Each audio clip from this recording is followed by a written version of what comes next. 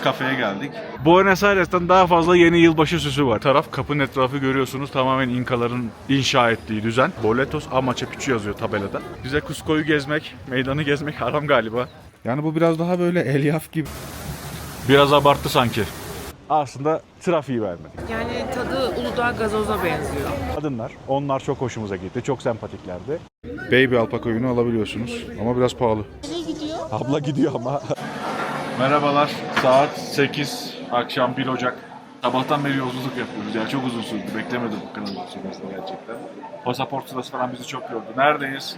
Cusco'dayız, Peru'dayız. Bizim Meksika'ya gitmeden önceki 9 Aralık'ta başlayan uzun seyahatimizin son durağı Peru. Sondan bir önceki durağı Cusco. Jack's Cafe'ye geldik. Burada Mom's Chicken Soup var. Meşhur, onu içeceğiz. Sonra da bir quesadilla ve bir burger söyledik. Onları içeceğiz, çok acıktık. Ondan sonra da şehri keşfetmeye çıkacağız. Az önce geldik, sipariş verdik. Kendi aramızda Türkçe konuştuk. Adam siparişten sonra teşekkürler dedi de şok olduk. Yani nereden aldın falan dedik, adam tabii Türk değil. Sırpmış. Güzel bir anıyla başladık, öyle diyeyim. Adam anladı yani, bize Türkçe teşekkür etti. Şimdi yemeklerimiz gelsin, yiyelim ve Cusco meydana doğru gidelim. Bu gece şehrin akşamını bir görelim çünkü yarın sabah erkenden Machu Picchu'ya gideceğiz. Sabah 5.30'da başlayacak yolculuk. Muhtemelen de akşam 10'da tekrar otelimize geleceğiz. Yani bütün günümüzü alacak. Ertesi gün sabah da gezme şansımız olacak. Öğleden sonra Lima'ya uçağımız var. Yani Cusco'yu bir daha gece görme şansımız olmayacak. Çünkü yarın çok yorulacağız. Bugün bir gidip görebildiğimiz kadar görmekte fayda var. Yemeğimizi yiyelim, enerjimizi depolayalım. Sonra Cusco'yu gezmeye başlayacağız. Cusco'da Plaza de Armas'a yaklaşık 300-400 metre uzaklıktaki şehir bazilikası ve taş işçiliğini, taşları falan görüyorsunuz yani. İspanyollar tarafından yapılmış ama şu alt taraftaki taşlar İnka ürünü. Zaten bu diğer taşlar da buradaki diğer tapınakların yıkılıp, diğer binaların yıkılıp yeni yapılan kilisenin inşaatında kullanılıyor. Ama taşlar İnkalara ait. Zaten taş işçiliği İnkaların uzmanlık alanı.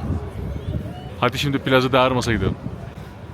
Plaza de Armas'tayız. Hava serin, ısırıyor. Şu anda polarla oturuyorum. Bir miktar serin, üşütüyor. Yarın için birkaç alışveriş yaptık. Su aldık, yiyecek birkaç şey aldık. Yanımıza tuzlu bisküvi aldık. Çünkü yol uzun sürecek. Saat 5.30'da bizi alacak tur.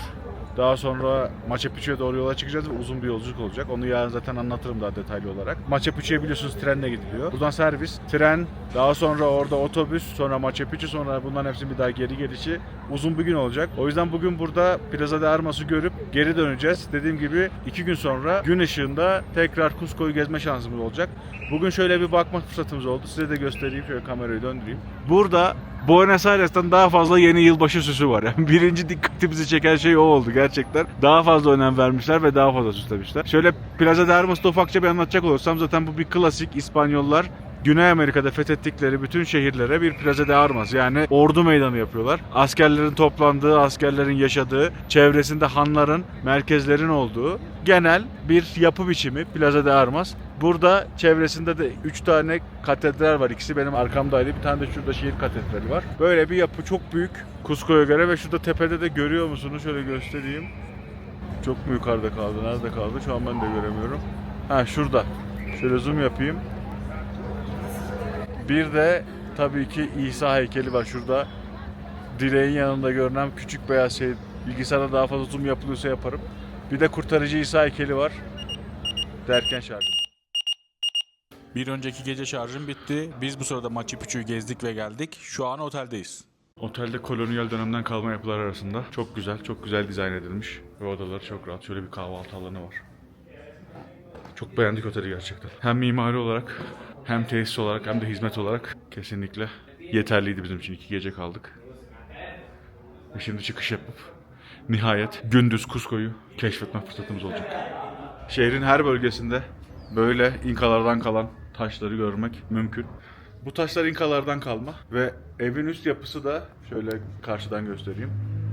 Evlerin üst yapısı da İspanyollar geldikten sonra yapılan inşaatlar. Kolonyal dönemden kalma yani bunlar da. Böyle bir mimari yapı var Cusco'da.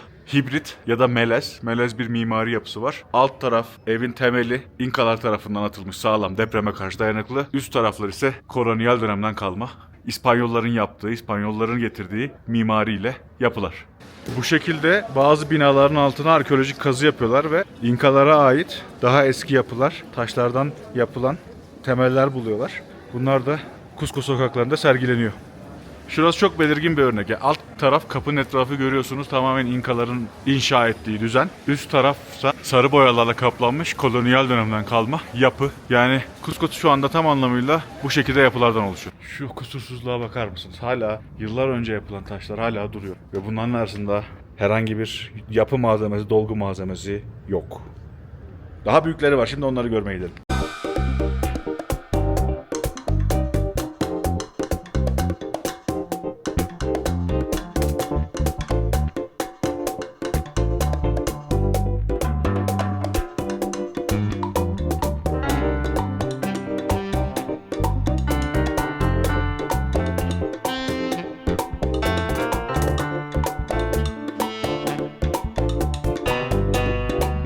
Bize Cusco'yu gezmek, meydanı gezmek haram galiba. Şu anda da yağmur başladı. Meydandayız. Plaza de Armas'tayız. Şu anda kendimizi kapalı bir yere atacağız. Çünkü yağmur hızlanacak gibi de görünüyor. Havada kapalı. Şimdi gidelim biraz pasaj dükkan gezelim. En azından oralara yağmur yağmıyor. Yağmur azalırsa ya da durursa tekrar meydana geleceğiz. Durmazsa eğer direkt havalimanına geçeceğiz. Burada da yaya hiç sahibi yok. Sıfır. Kimse durmuyor. Burada bir kuyruk var. İnsanlar bayağı uzun bir kuyrukta bekliyor. Muhtemelen bu da Machu Picchu'ya giriş bileti için beklenen bir kuyruk. Cusco'da olmamıza rağmen buradan da bile satılıyor diye biliyorum. Kuyruğun kaynağına, başlangıç noktasına doğru gidiyoruz. Şuradaki binadan. Gerçekten ben de merak ettim. Neymiş? Banka mı? Yok, tahmin ettiğim gibi. Boletos a Machu Picchu yazıyor tabelada. Çok kalabalık. Saatli giriş ve sayılı giriş olduğu için Machu Picchu'ya insanlar bu şekilde kapışıyorlar. Bak biz yine iyi girmiş. Biletimiz yanmadan yaşadığımız probleme rağmen girdik, yoksa biz de Aguascalientes'te böyle bir kuyruk, belki daha kalabalığını beklemek zorunda kalacaktık. Gel yapımı eşyalarını satıp pasaja girdik ama pek bir şey yok. Bak şurada alpaka var bir tane. Lamalar. Hola. Yani insanlar daha açmamış, saat 11. Belki de daha açılmamıştır. Ya da açıyorlar işte, gördüğünüz gibi yeni açılıyor. Demek ki Peru'da insanlar bu saatte pek uyanmıyorlar. Daha geç saatlerde uyanıyorlar herhalde. Gerçi sokaklar dolu. Gidenler de tura gitti sabah erkenden. Şimdi Cusco'yu gezenler de gezmeye başlamış. Buradaki turlar da çıkmış. Ama buradaki dükkanlar henüz açılmamış. Yapacak bir şey yok. Gezmeye devam. Burası kapalı.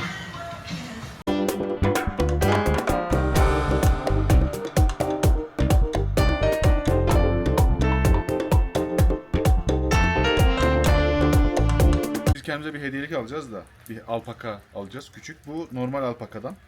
Bu da baby alpaka dedikleri alpakadan.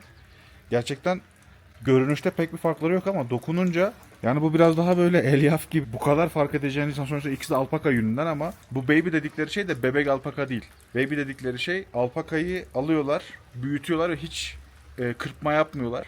İlk kırpma yaptıkları yünden de ürün ürettikleri zaman ona da baby alpaka yününden diyorlar. Yani bebekken bir şey yapmıyorlar.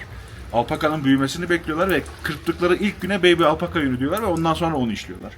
Ben ilk başta şaşırdım çünkü ne istiyorsunuz bu bebeklerden, zavallı küçük hayvanlar dedim ama öyle değilmiş yani. İlk kırpılan yüne baby alpaka diyorlarmış ve aralarında da gerçekten dokununca anlayabileceğiniz bir fark var yani. Böyle dükkanlarda alpaka yünlerinden yapılan atkılar falan da satılıyor. Sadece alpaka yünü de var. 380 sol, yaklaşık 120 dolara işte 8 tane bu şekilde baby alpaka yünü alabiliyorsunuz. Ama biraz pahalı.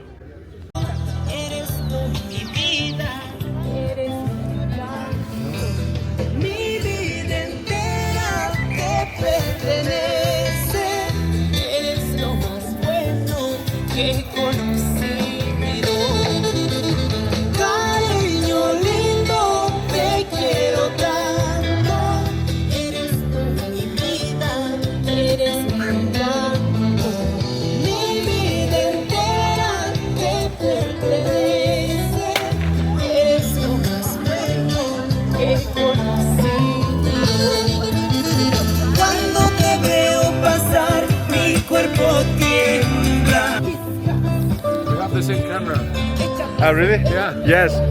Is it good, right? It's all good. I really like it. Yeah. Yes, Is it is you, easy. you like it or not? Yes, I like it. Oh, It it's is so easy good. to use. So good. Yes, it is really Just good. press one button. Where are you from?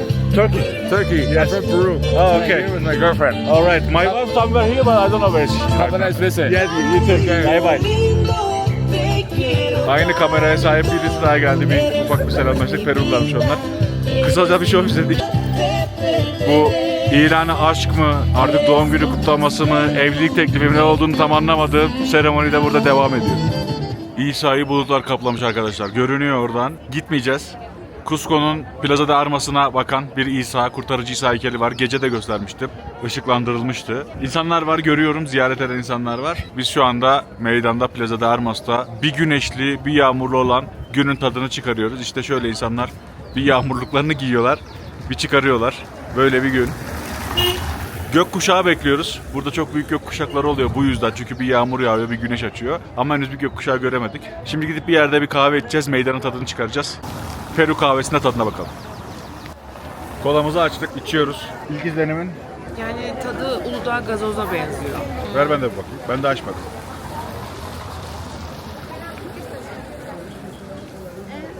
Evet, bizim şekerli Uludağ gazozu, Nida gazozu onlara falan benziyor. Yani çok da bir kola değilmiş. Sarı kolanın peşinden o kadar gezdik en sonunda sarı kolayı bulduk.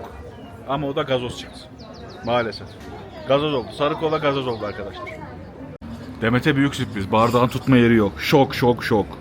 Bir kafede yer bulduk, oturduk. Bu arada burada yer bulmak da kolay değil. Arkadaki abla görünüyor mu şu an? Ha, abla gitmiş. Duruyor senin arkanda. Ha evet, duruyormuş. Şöyle. Hatta arkadaki abla şu anda selfie çekiliyor. Yani uzun bir süredir kendini fotoğraflıyor burada. Çünkü burada gerçekten yanılma çok zor. Biz de ilk geldiğimizde yer bulamadık. İkinci geldiğimizde yer bulduk. Oturduk, kahvelerimizi söyledik. Şimdi Cusco manzarasında, Plaza de Armas manzarasında şöyle gösterelim manzaramızda. Kahvemizi yudumlayacağız. Ondan sonra da gideceğiz. Yağmur başladı yine. Hızını arttırdı. İnsanlar meydandan kaçıyor şu an. Dört bir yana koşuşuyor insanlar. Ama bu sefer bayağı hızlı yani. Geçen sefer gibi de bizi de etkiliyor şu an. Biraz abarttı sanki. Gördüğünüz gibi kimse kalmadı. Herkes kendini bir şekilde... Evet, sütunların altına. Ya bize de şu anda inanılmaz geliyor.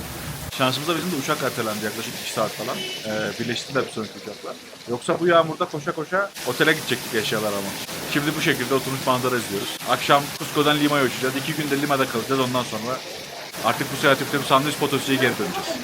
Hazır burada yağmurda mahsur kalmışken size İnka İmparatorluğu hakkında birkaç bilgi vereyim. İnkaların toplam büyüklüğü 12 milyon metrekarelik bir alan ve günümüzde de bu bölgede bulunan 6 farklı ülkeye dağılmış durumda. Bu ülkeler Peru merkezi tabii ki, Ekvador, Bolivya, Şili'nin kuzey ve orta bölgeleri, Arjantin'in kuzeybatı Peru'ya yakın bölgeleri ve Kolombiya'nın da Bolivya tarafı güney ucuna dağılmış toprakları var. İleri oldukları bilimler, yani tabii ki videolardan da gördüğünüz ve bildiğiniz kadarıyla İnkalar inşaatta ve mimaride çok üstünler, çok ileriler. Harç kullanmadan devasa taşları birbirine milimetrik olarak oturtabiliyorlar ve bu yapılar da size daha önce gösterdiğim hem Machu Picchu'da hem de burada gösterdiğim o alt tarafı geniş, üst tarafı daha dar olan yapılanma biçimi sayesinde depreme dayanıklılar. Çünkü burası aslında bir deprem bölgesi. Ama bu yapılar depreme karşı ayakta duruyorlar başarılı bir şekilde. Bu konuda İnkalar çok ileri. Yüzyıllardır bu İnkaların yapıları hala ayakta. Başka bir ileri oldukları bilim de aslında tarım bilimi. Bunu da yine Machu Picchu'da anlattım. Güneşin hareketlerinden mevsimleri algılayıp hasatları ve ekim zamanlarını çok doğru ve çok verimli bir şekilde belirleyip bunlarla beraber yaşamlarını organize ediyorlar bu insanlar. Peki bu insanların sonu ne oldu? Tabii ki bu insanların, bu uygarlığın sonu İspanyolların buraya gelmesiyle oldu. İspanyollar buraya gelmeden önce çiçek hastalığı geldi. Avrupa'nın bu kıtayı bulması 1492 yılında Kristof Kolomb'un Karayiplere çıkmasıyla daha sonra ana kıtalara çıkılıyor. İspanyollar Peru'ya gelmeden önce, yani Cusco'ya, başkent olan Cusco'ya gelmeden önce, İnka'yı bulmadan önce İspanyolların getirdiği çiçek hastalığı Cusco'yu buluyor. O zamanki kral çiçek hastalığından ölüyor ve iki oğlu arasında taht kavgası başlıyor. 1532'de İspanyollar Pizarro komutanlığındaki bir ordu, o ordu dediğimde sadece 168 kişi Peru'ya, Cusco'ya ulaşıyor. Fakat o sırada zaten imparatorluk taht kavgalarından yorulmuş durumda. İspanyollar bu 168 kişilik orduyla İnkaları aslında bitiriyor. Nasıl bitiriyor? Taht kavgasını kazanan Kral Atahualpa'yı esir alıyor Pizarro ve İnkalardan fidye istiyor. O fidye karşında kralınızı serbest bırakacağım diyor. Ama insanlar gümüşlerini eritiyorlar, altınlarını eritiyorlar. İstenen fidye miktarına ulaşıyorlar. Bu fidye veriliyor fakat Pizarro sözünde durmuyor ve kralı öldürüyor. Kral öldürülünce de imparatorluk dağılıyor ve buralar artık İspanyol egemenliğine geçiyor. Gördüğünüz yapıların da alt katmanları, temelleri İnkalar ve üst katmanları İspanyolların yapmış olduğu yapılar olarak şu anda Cusco günümüzde bu şekilde ulaşıyor ve burası artık bağımsızlığını elde edene kadar İspanyolların kontrolünde olan bir bölge oluyor.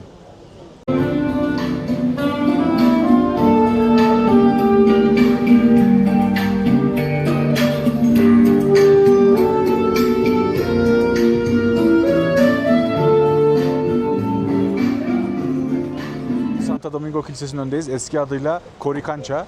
Altın kaplı avlu demek aslında. Peki neden? Burası aslında İnkaların Güneş Tapınağı ismini verdiği Cusco'nun yani başkentlerin ana tapınağı. Fakat İspanyollar geldiği zaman bu tapınağı yıkıyorlar. Alt katmanlarında İnka taşlarını görebiliyorsunuz ve üzerine Santo Domingo Kilisesi'ni yapıyorlar. Peki bu tapınağın özelliği ne? Bu tapınağın avlusunda altından hayvan heykelleri, duvarların ve yerlerin tamamıyla altınla kaplı olduğu söyleniyor. Doğal olarak İspanyollar ne yapıyor? Bu altınları eritiyorlar, İspanya'ya götürüyorlar ve üzerine Katolik kilisesi olan Santo Domingo Kilisesi'ni yapıyorlar. Şimdi bir mısır alacağız. Nereye gidiyor? Abla gidiyor ama herhalde daha geniş bir yere gidiyor. Hola. ¿Cuántas uno? 6 soles con queso, 5 sin queso. ¿Cuántos? 6 soles con queso. Konkezonlu mu diyor? Dos. Una, sí, con queso. Con queso. Böyle bir şey abla direkt bizim elimize tutturdu vallahi. Biraz anlamakta zorluk çekti abla. Seis sol diyordu. Seis, biz İspanyolca seis olarak biliyoruz. 6. 6 solmuş. $2 ve şöyle iriliği. Bir tane de yanına bir kalıpta peynir koydu. Nerede o peynir? Heh. Şurada bir kalıpta peynir var. Şimdi peynirli bir şekilde mısır yiyeceğiz. Ama gayet sıcak ya. Ben daha soğuk bekliyordum çünkü oradan direkt aldı verdi yani. Sıcakmış. Şimdi yiyelim mısırımızı.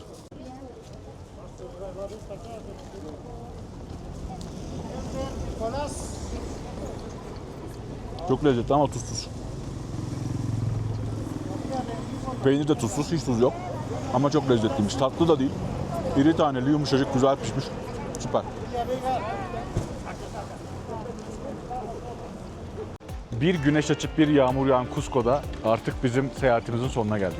Aklımızda kalan şeyler meydan. Özellikle meydanı çok beğendik. Meydanın etrafındaki sokaklarda kuzularıyla gezen, yerel kıyafetlerle giyinmiş kadınlar. Onlar çok hoşumuza gitti. Çok sempatiklerdi. Güneş Tapınağı'na gittik. İnkaların yapılarını gördük. İnkaların taş işçiliğini gördük. Üzerine İspanyolların yaptığı yapıları gördük. Kolonileşme zamanında kalan yapıları gördük. Buraya özgü yapılardı. Bunları bir daha başka yerde görebileceğimizi sanmıyorum. Onun dışında neyi beğenmedik derseniz de aslında trafiği beğenmedik. Yani şehrin içine trafik girmiş. Çok fazla şöyle hatta göstereyim. Yani her dakika şu kilisenin olduğu yer meydan. Bütün arabalar oradan geliyor. Orada bir kırmızı ışık var. Bir taraftan kırmızı ışık duruyor, diğer taraftan başlıyor. Biz bunu beğenmedik. Trafiğin aslında Cusco'nun içinden bence alınması lazım. Ama ben belediye başkanı değilim. Peru Devlet Güreşi değilim. Bu benim fikrim. Bir de alındığımız bir nokta var. O kadar yağmur yağmasına ve ardından güneş açmasına rağmen bir sefer gökkuşağı göremedik. Ki gökkuşağı İnkaların çok önemsediği, tanrı olarak gördüğü bir olgu. Bir sefer bile yüzünü göstermedi.